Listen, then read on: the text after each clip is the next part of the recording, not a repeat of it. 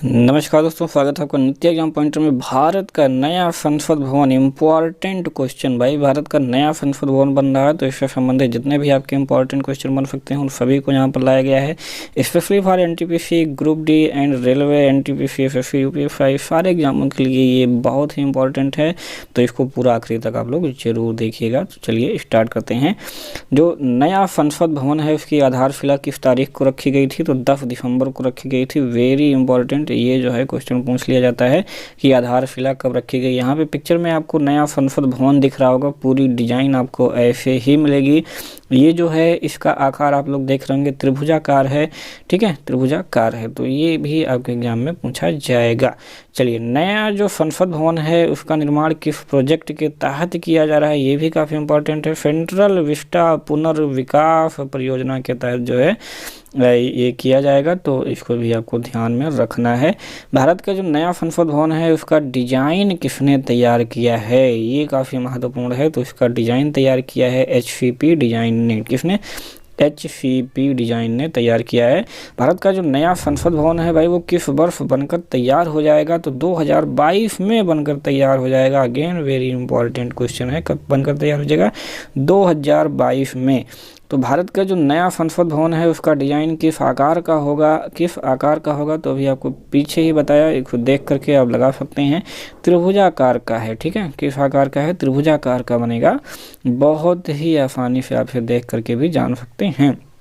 नया संसद भवन की निर्माण कौन सी कंपनी कर रही है? तो टाटा प्रोजेक्ट लिमिटेड कर रही है। बोली लगा करके टाटा प्रोजेक्ट लिमिटेड ने इसको बनाने का पूरा जो है ठेका लिया हुआ है। भारत के नए संसद भवन का निर्माण कितने जमीन पर किया जा रहा है? तो कुल 64,500 वर्ग किलोमीटर की जमीन पर किया जाएगा। 64,500, ये भी आपको याद रखना है। नए संसद भवन की आधारशिला किसके द्वारा रखी गई? तो जाहिर सी बात है कि अभी जो वर्तमान में प्रधानमंत्री हैं नरेंद्र मोदी जी के द्वारा वो रखी गई है। नए संसद भवन में राज्यसभा में कितने सदस्यों के बैठने की व्यवस्था की जाएगी भाई? तो 384 सदस्यों के बैठने की व्यवस्था कहाँ पर होगी? राज्यसभा में होगी। तो राज्यसभा में, लोकसभा में, दोनों में बैठने की व्यवस्था अलग अलग होगी, वो आप देख लीजिएगा, अभी हम आपको आगे बताएंगे। भारतीय संसद के गठन का प्रावधान संविधान के किस अनुच्छेद में किया गया है? तो संसद का गठन किसमें किया गया है? अनुच्छेद 79 में किया गया है। 80 में राज्यसभा है और 81 में लोकसभा है, ठीक है। तो 79, 80, 81 लाइन से हैं, आप लोग इसको जानते रहिएगा। भारत के नए संसद भवन की जो इमारत है वो कितने मंजिला होगी भाई? तो 4 मंजिला होगी। जो नया संसद भवन है उसकी इमारत जो होगी वो 4 मंजिला होगी।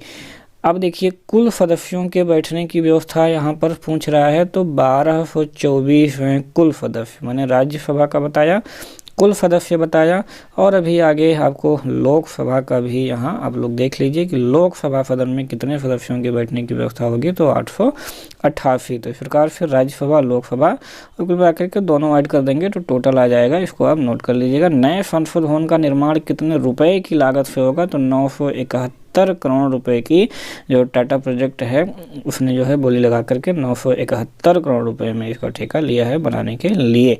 वर्तमान में लोकसभा सदस्यों की संख्या कितनी है वर्तमान में? तो वर्तमान में हम लोग जानते हैं कितनी है, 545 है। कितनी? 545। अगर टोटल पूछा जाए यहाँ पर तो सदन की जो अधिकतम संख्या हो सकती है 552, जिसमें से 530, 20 और +2 क्या होंगे? राष्ट्रपति द्वारा मनोनीत किए जाएंगे। वर्तमान में संख्या क्या है? 545 है, जो कि आपको बता दिया गया।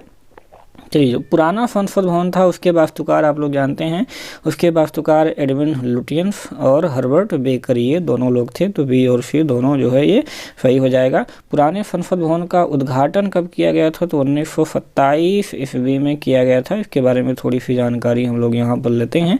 जो डिजाइन का दौर था उसमें मशहूर ब्रिटिश वास्तुविद थे एडविन लुटियन। साल 1213 में बनाया गया था। निर्माण 21 से 27 के बीच में हुआ और 1927 में इसका उद्घाटन उस समय तत्कालीन वायसराय लॉर्ड इरविन थे, उन्होंने किया था। तो ये क्वेश्चन पुराना है, पूछा जा सकता है कि नया बनना है तो पुरानी चीज़ें यहाँ पर एग्जाम में पूछी जा सकती हैं।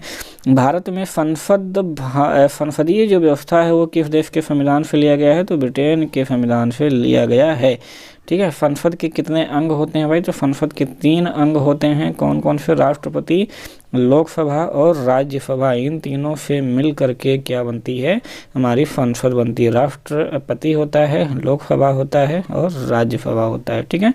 चलिए, अब जो राष्ट्रपति होता है उसके पास संसद के किसी भी सदन को बुलाने, स्थगित करने और लोकसभा को भंग करने की जो है शक्ति भी होती है राष्ट्रपति के पास। लोकसभा के सदस्यों का कार्यकाल, तो लोकसभा के सदस्यों का कार्यकाल 5 वर्ष का होता है, ठीक है। और राज्यसभा के सदस्यों का कार्यकाल कितने होता है, तो वो 6 वर्ष का होता है, ठीक है। तो ये आपको याद रखना है।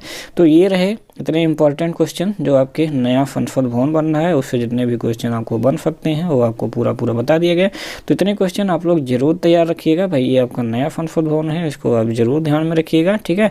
चलिए, तो मिलते हैं नेक्स्ट वीडियो में, तब तक आप लोग अपनी तैयारी बिल्कुल ज़बरदस्त बनाए रहिए। जय हिंद।